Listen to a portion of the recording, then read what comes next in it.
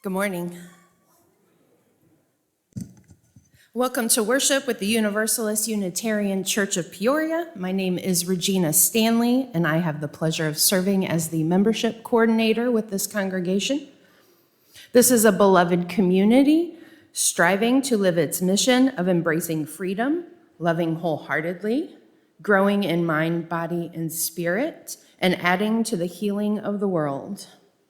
We welcome people of all ethnicities and races, sexual orientation and gender identities, social and economic situations, abilities, and politics. We advocate for human rights, and we strive to be good stewards of our earth. In living our mission, we recognize the network of relationships of which we are a part. This is the ancestral home of the Peoria people. They and other nations were here long before the first European settlers came down the Illinois River. We honor the Peoria people for who they were and for who they are today. Thank you for joining us in person and online. One of the lessons from the past few years is how precious it is to come together, to be with other people, to expand our circles of care and kindness. If you are new, please help us get to know you. We have plenty of name tags, and we welcome all the questions. Stay for coffee and conversation in Fellowship Hall or in the Zoom room after the service. Now, please, at this time, make sure you turn your devices to worship mode, either silent or vibrate. You can see the graphic up above, or you can ask somebody sitting next to you for some help.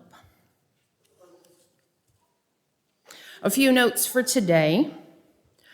Let's see, next Sunday, we will hear from Judith Shanahan, who will be talking about aging and the courage to enter the twilight zone.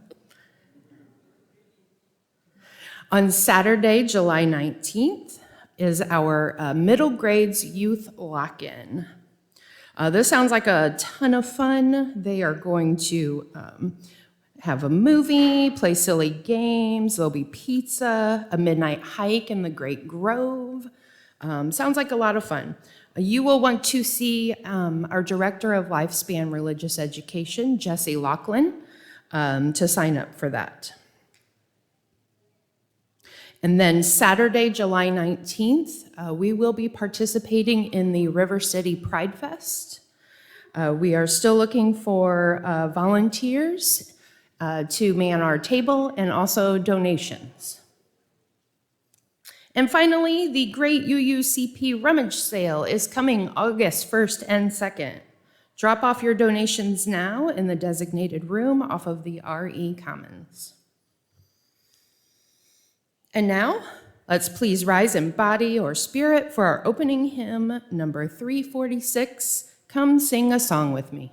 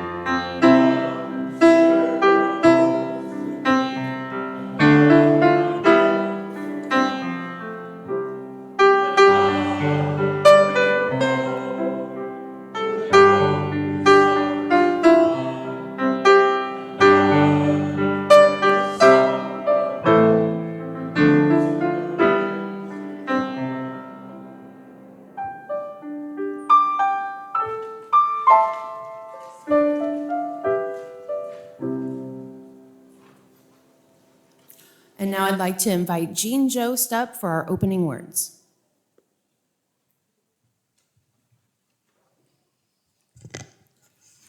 Good morning. Our words today are representative of the 4th of July. See if you think so. Come gather light to build by Keefauver. Come together again. Gather in love. Light the fire of hope. Build the foundation. A blue flame emitting red sparks. Commit together again. Gather in truth.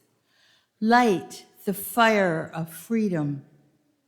Build the entryways. Continue together again. Gather in community. Light the fire of the future. Build the shelter.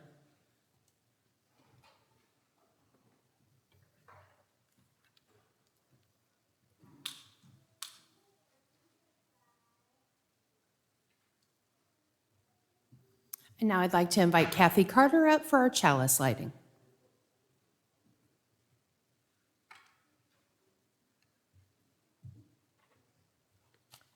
Our chalice lighting words are Beacon of Freedom by Tracy Johnson. We kindle our chalice flame this morning, awakening the fire of our ancestors in our hearts. Beacon of freedom, held out to light the way, light of reason, illuminating the path, spark of courage, igniting our spirits, aglow with hope for all we endeavor to do together.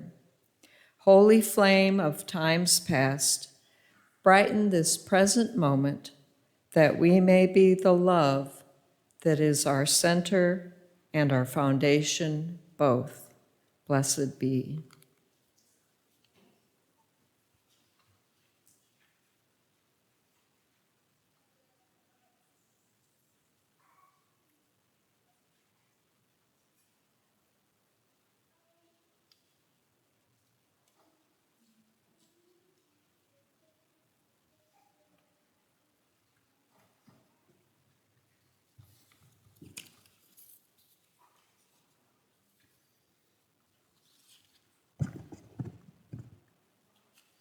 From Heather Christensen. Unitarian Universalism is a grand vision of a world filled with peace and justice, love and joy. That vision is embodied in a few large congregations, numerous mid-sized congregations, and many, many small congregations. No matter its size, every congregation depends on its members. Each one of you, by your commitment of time, energy, resources, help make that grand vision real. Individually and together, we are Unitarian Universalists, building a world filled with peace and justice, love and joy. We also send part of what we receive out into the world when we share the plate. July's Share the Plate recipient is East Bluff Community Center Food Pantry. EBC Food Pantry operates 4 Saturdays a month. Guests select food items and then receive a prepared bag along with a choice of meat and dessert. Residents of this low-income area and unhoused individuals may access the pantry twice a month. Breakfast is prepared by the Peoria area humanists and is served to guests while they await their turn in the pantry. This 501c3 charity is staffed by volunteers, receives no government funding, and depends on donations of product and funds. For more information, you can go to their website, eastbluffcommunitycenter.org. One half of July's undesignated plate offerings will go to them. Please use the envelopes provided in the pews to make your offering and indicate its use. See the QR code in the order of service to make an online donation.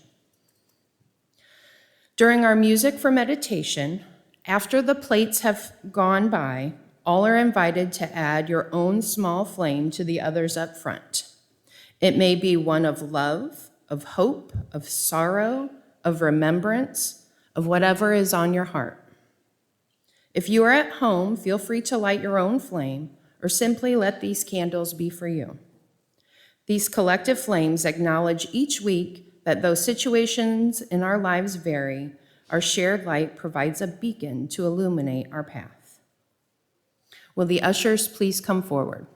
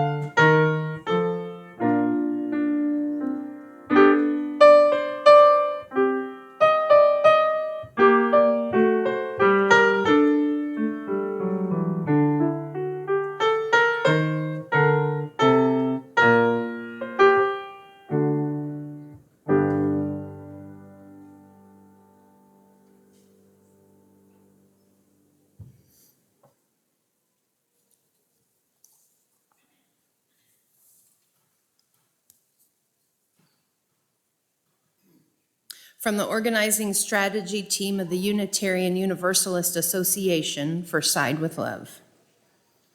Spirit of life, we gather with hearts broken open, souls aching by the weight of the world, by the wounds of history, by the cruel persistence of injustice.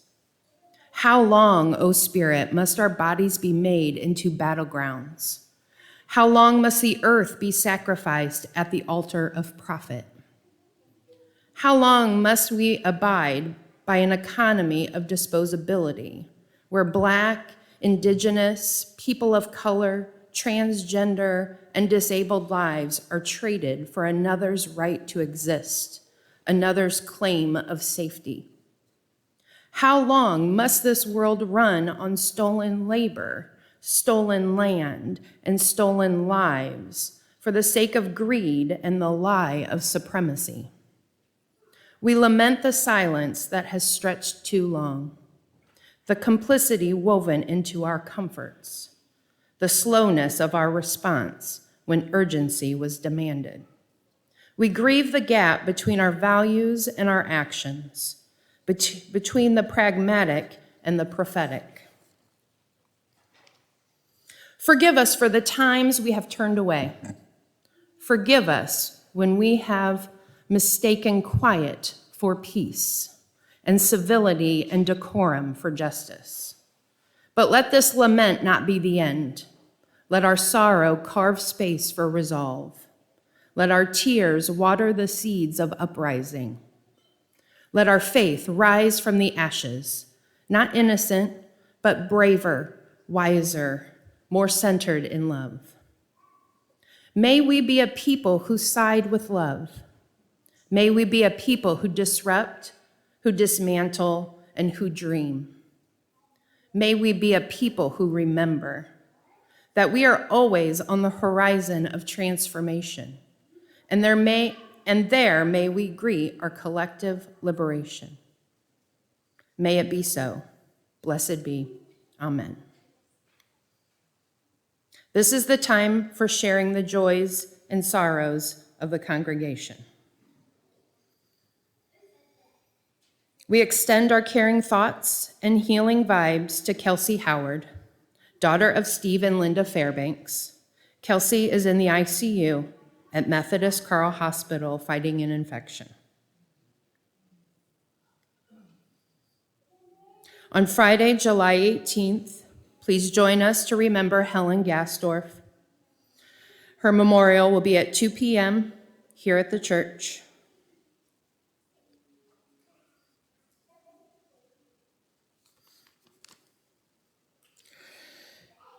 And in our larger world, our hearts are with the people of Texas. I am not as eloquent as Reverend Jennifer Innes, and I am sure she would have the words for this tragedy. Some things are heartbreaking beyond words, and we just send all the love and the care to the people in Texas at this time.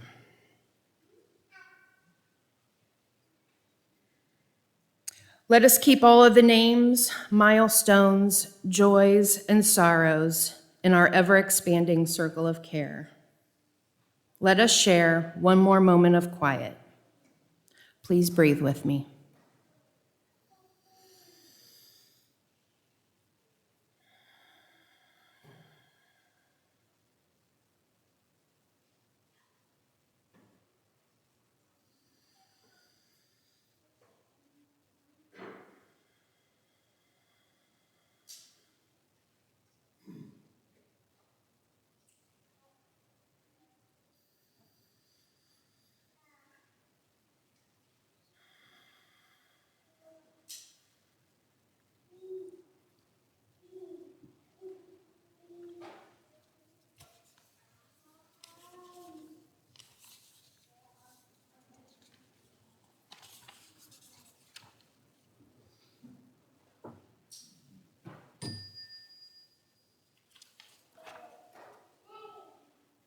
Amen, shalom, salam, and blessed be. And now I invite children to join their adult volunteers for multi-age religious education. Youth are invited to decide if they would like to join them or stay to hear more about who is Superman and what does he mean to us.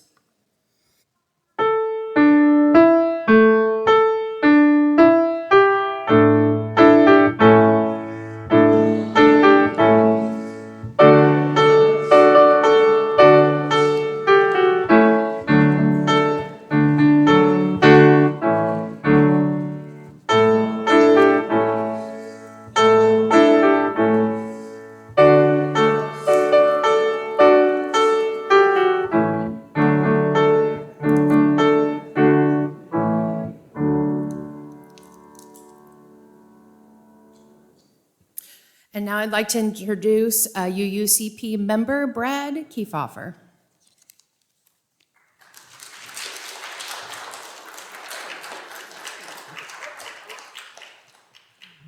Okay, well, good morning.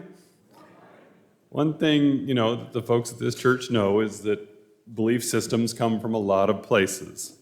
We draw from many sources to inspire our path, and today I'd like to start by reading the second of the 6 sources that Unitarian Universalism uses to draw its wisdom from. It reads, "Words and deeds of prophetic people which challenge us to confront powers and structures of evil with justice, compassion, and the transforming power of love." I might like that one like the best of the 6 sources because to me it sounds like it's talking about heroes. And, we might normally think it means real prophetic people from the holy books and the history books, but today I'm going to talk about somebody from a comic book, and I think it might still apply. Every fictional story that was ever told came from a real person who could have been prophetic and could have been challenging us through some character they created, the story they're telling. And there are reasons that some characters have stayed with us for a very long time. We believe in those characters. Maybe not believe that they're real, but believe in what they stand for. I believe in Superman, that strange visitor from another planet with powers and abilities far beyond those of mortal men, as they described him in that 1950s TV show. Even though I don't believe he's a real person, I believe in what he represents, what he means to us, and I think that's important and even helpful. But Superman's been around a lot longer than I have, so let's take a quick look back to see how he got there. Before June of 1938, there was no Superman. Who could you read about if you were looking for a heroic figure before 1938? Well, 25 years earlier, in 1903, there was first a stage play, and then quickly after that a novel about someone called the Scarlet Pimpernel, who was a mysterious figure during the French Revolution who saved French aristocrats from the guillotine. Now, the Scarlet Pimpernel was a lot of fun, if you've never read him, because he was out there, saving the aristocrats, but when he wasn't saving aristocrats, he was Sir Percy Blakeney, who was kind of Scarlet Pimpernel's version of Clark Kent. Sir Percy was a silly, cowardly fop. He was like this spinely, lazy bit of English pomp and fussiness, and he drove his wife crazy because he was the exact opposite of the Scarlet Pimpernel. Now, I am almost certain that Ma and Pa can't give little Clark Kent a copy of that book that he could base Clark Kent on later, but it's because it works so well like that. About a decade after Scarlet Pimpernel came out, we got Tarzan, who was a man who landed in a world that he wasn't born in and was raised by the locals, but had abilities from where he came from to help his new family. I mean, Tarzan was pretty much the Superman of the apes for the jungle. More years pass, we get Zorro, another hero with a secret identity that his secret identity was so ineffectual and silly that, he couldn't be the brave guy riding through the night fighting the, powers that be in that time. Another 10 years go by, we get a super strong sailor who is affected by something green. It's Popeye and his spinach. It's the exact opposite of kryptonite, but the seeds are still there. And then in the 1930s, it all just starts rolling in. We get the Shadow, we get Conan the Barbarian, we get the Lone Ranger, Flash Gordon, the Green Hornet, the Phantom. And there's two heroes I want to specifically call out in the 1930s. The first was Hugo Danner, who was the hero of Philip Wiley's novel Gladiator. Hugo Danner's father injected Hugo with a super serum before he was even born, and he grew up super strong. He also had skin so tough that bullets and bayonets couldn't penetrate it. And in the novel, Hugo Danner started fighting Germans in World War I, and he was on the verge of getting on a plane and just going, I'm going to just fly to Berlin and just end it all. And then the Treaty of Versailles got signed, and he didn't have to go do that. The second hero of the 1930s I'd like to talk about was Doc Savage, who was in the Pulp Fictions at the time. He was another product of scientific experiments where he was a child who was raised to be scientifically the perfect human being. He was another sort of Superman, but it was interesting because his first name was also Clark, and he had a secret retreat in the Arctic he called his Fortress of Solitude. The very year that book came out that had Doc Savage with his Fortress of Solitude in it, that was 1938, there was a writer named Jerry Siegel and an artist named Joe Shuster who created Action Comics #1, and the little baby named Kal-El, who was placed in a spaceship on the doomed planet of Krypton and sent flying toward Earth. And then things changed. We got Superman. Now, I don't want to dwell on all the superpowers that baby Kal-El would eventually get. Over 87 years between comics and movies, he's about had every superpower a hero could possibly have. We all know he can fly, we all know he was strong, he's invulnerable, he has heat vision, but he's also had some weird things like super ventriloquism, or the ability to turn the earth back in time to make some things change but not others, and that really weird thing where he could make Lois Lane forget things just by kissing her, which that's 1980, that's kind of troubling now to think about. But Superman isn't really about his powers. What's important about Superman is his choices. They say that absolute power corrupts absolutely. And Superman basically has absolute power. He doesn't have a boss. He's an independent operator. He's not a vigilante like Batman because, as much as he possibly can, Superman plays by the rules. He's the best player in any game, and when you're the best, you don't have to cheat. He doesn't have to do crime to fight crime. Which brings us to a very important point about Superman. He really doesn't fight crime like Batman. He stops crime when he encounters it, but that's just a fraction of his larger job. He's not the police. Superman's more of a fireman. He's a rescue worker. He's here to save people. He's a helper. Back in the early 80s, when that big Superman movie came out, there was a song in there that was full of Lois Lane's thoughts about him, and as she wonders who he is. And the answer in the lyrics of the song, the first answer is, he's just a friend from another star. And that is kind of what he is. Superman is everyone on Earth's friend. He's there when people need him. And that impossible task is really Superman's greatest weakness, if you think about it. Kryptonite gets all the publicity, and sometimes in the comics, magic will mess with Superman. He's not good with magic. But of all the things that can stop Superman, the biggest flaw is that no matter how fast he is, and he's as fast as anyone except the Flash, which I'll argue in Flash's favor if you want to discuss that later, but nobody, not even Superman, can be everywhere at once and save everyone. He wants to, he tries to, but even Superman has limits. And, there's, over time, Superman's such an important character. There's been a lot of other characters that were created that are kind of like Superman copies, just to tell stories you can't tell using Superman. There was an interesting one in a comic called Astro City about a character that was like Superman. His name was Samaritan. And And he had this one thing he wanted more than anything else. And finally, as you work your way through the story, you find out what that one thing is. He just wants a day off. He wants a day when he doesn't have to keep saving people all the time, because people need saving all the time, every minute of every day. It's impossible to save them all. Even with, his supervision and super hearing, we know Superman's probably very aware of the people he can't save. It probably he's painfully aware that he's failing as much as he's succeeding. But here's the thing about Superman. That doesn't stop him.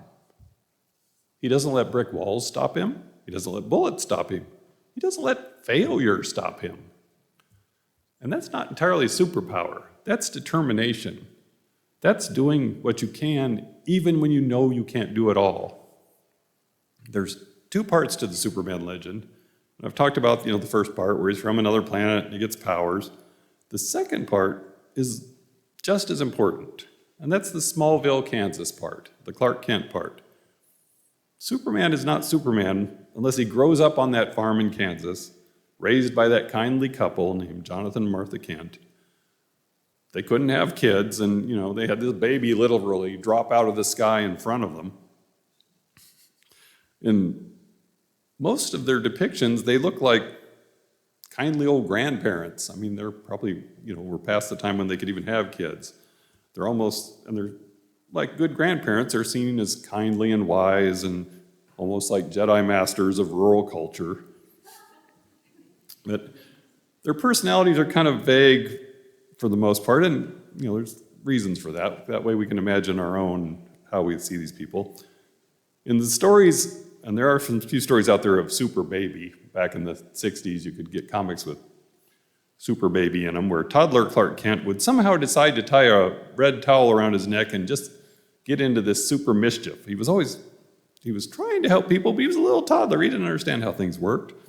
And his parents, their whole job was just chasing around after him, trying to cover up the fact that they had this super baby running around. And there haven't been many stories of that lately. But in the 60s, there was even an ongoing Superboy comic about teenage Clark Kent and his girlfriend Lana Lang and the sort of adventures Superman would have if he was going to high school. And interestingly, in 1962, that Superboy comic was the second best-selling comic book in America, right behind Superman. In the early 60s, Superman was the top comic book selling everywhere.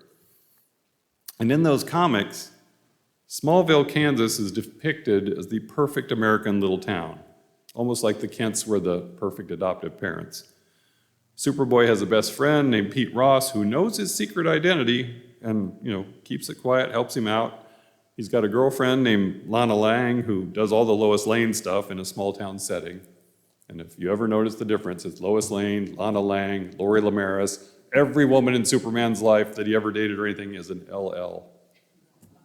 Which then makes you wonder about Lex Luthor, but that's a whole other thing. Because, back in that 60s world of Smallville and whatever, Lex Luthor was in Smallville, and he was Superboy's biggest fan when they were teenagers, until Superboy saved him from an experiment that he did that went wrong and made him lose all his hair.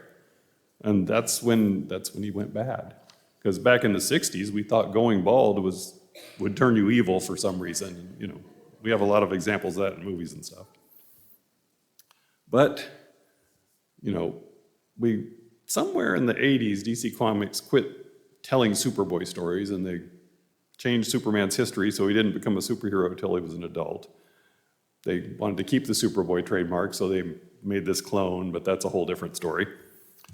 So anyway, the important part of that story, though, is that he had a happy childhood amongst the wheat field of Kansas, which made him the optimistic helper who could go on to solve problems in the big city. There's an old trope that you see in a lot of movies where a person takes their small country self to the big city and straightens out those city folks. Mr. Deeds goes to Washington, or, all of the ones about people going to New York. Now that more people are born in the cities than in the small towns, we aren't seeing that story quite as much as we used to.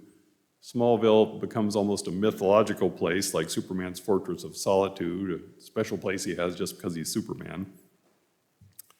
And, there's generations of us that have farms in our past somewhere that they're going, those generations are going to be gone soon. So we have to find something else in Superman we can relate to besides him being a farm boy who wound up going to the big city. Well, and one of those things, well, he's our most popular flying superhero. It's what you pick out first when you're a kid. You know, you might tie a towel around your own neck or a sheet or something like Superman's cape and just see if there's any chance you can actually fly. A lot of kids learn about gravity this way. And if they're lucky, they don't break anything or jump a little too far. But that dream of flying stays with us once it takes root. I mean, I remember this time, one of my first times in New York, and I was there in, central Manhattan, looking up at that narrow strip of sky that's above you, and I suddenly understood Superman completely. It's like you feel this urge just to fly up and get up to that sky like we have here, where we have sky everywhere. And it helped me understand the character of Superman. And that whole image of a person somehow appearing in the sky above us, it's kind of a magical thing. I mean, angels, gods, visions. It becomes really obvious when you read Superman comics or see stuff that the people of Metropolis are so grounded, so not very religious, so not very imaginative, because what is it that they say? Look up in the sky. It's a bird. It's a plane. It's Superman. Nobody's going, it's an angel. It's the god Apollo. It's Peter Pan. It's like, no, they're pretty, birds, planes, normal flying stuff. And yet, Superman is one of those things to us. We don't live in Metropolis. We live in Peoria, or the surrounding area. Anybody flying around Peoria would be a miraculous thing, because Superman is basically a miracle. He's the dream of a kind of guardian angel we would want to have that helps us, looks out for us. He's the hope that someone is out there to help us when things look dark. After World War II, it was often said that Superman stood for truth, justice, and the American way. And that was back before some, not so nice folks started claiming the American way was being in favor of a bunch of bad stuff, hiding behind a flag. But we won't go there right now because we're talking about Superman, and Superman is about hope. He's always stood for good things. He's always stood for the best of us. Some of the more recent Superman movies wanted to act like we'd fuss over him for being an alien, which didn't really work real well because he looked like Henry Cavill, and nobody cares where Henry Cavill came from. He's a good-looking, strong guy. We want him on our team. And that's kind of the way Superman, because Superman isn't one of us, he is us. He's a part of our team. We don't have Superman's powers, of course. Our bodies aren't super strong or invulnerable to damage. And we certainly can't fly without some sort of wings, propellers, jets, rockets, etc. Our bodies aren't like Superman, but our spirits? There are times when your spirit has to deflect emotional bullets. There are times when your spirit has to lift impossible weights. And there are times when your spirit just needs to fly. I mean, who do you look to in those moments? Who inspires you to try to a little bit harder, to be just a little bit more? I mean, there's as many answers to that as there are people in this room, but me, I like Superman. Sometimes, when I need to push a little harder, when I need to attempt something I just think is impossible, I try to, get like Superman in my head. I mean, I don't take off my glasses. I don't start unbuttoning my shirt and hoping there's an S under there, because I can't see crap without my glasses. I'm blind as a bat. Unlike Superman, I don't have telescopic, microscopic, X-ray vision, anything. I can't see just a darn thing. But what matters is what you think you can do. What matters is what limits you set for yourself. What matters is thinking beyond those limits and imagining what you could do if you could push yourself past your normal day, past your normal everyday self, just this one time, and then maybe the next time, and maybe the next time after that. Because like I said, we don't have Superman's powers, but we can have his hope that we can make a better world. We can have his belief that humanity is worth saving. And, sometimes the little things, when you have those beliefs, will matter as much as the big things. Superman actually got more cats out of trees than he did stopping asteroids from hitting major cities. Because even, he was always a hero to somebody, even a little girl with the cat in the tree. He was always just being a helper. And, there's a lot to learn from that. Because even if the world thinks you're a clumsy goof who's somehow never around when the big battles are being fought, like people thought about Clark Kent, you can still have those moments where you rise above and do what needs to be done, even if nobody knows that it's you. Superman didn't really come from some far-off planet named Krypton, after all. He came from human imaginations. And he's still around today because of our imaginations and because we believe in ourselves. And some of us believe in Superman too, and that's a good thing. So that's all I have to say about that, and thank you for coming today.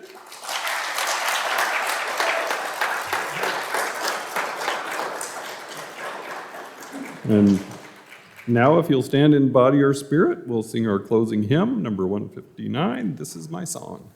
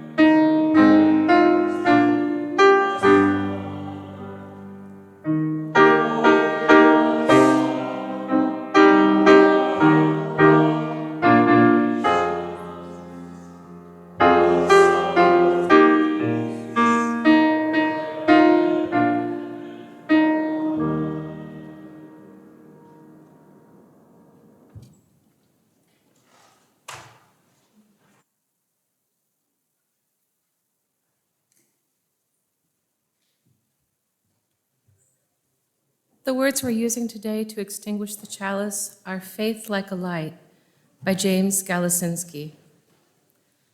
Our faith, like a light, illuminates the path before us so that we can face hurt with love, cultivate compassion, live humbly in community, and confront despair with the awe of life. Though our flame is extinguished, our faith shines bright before us.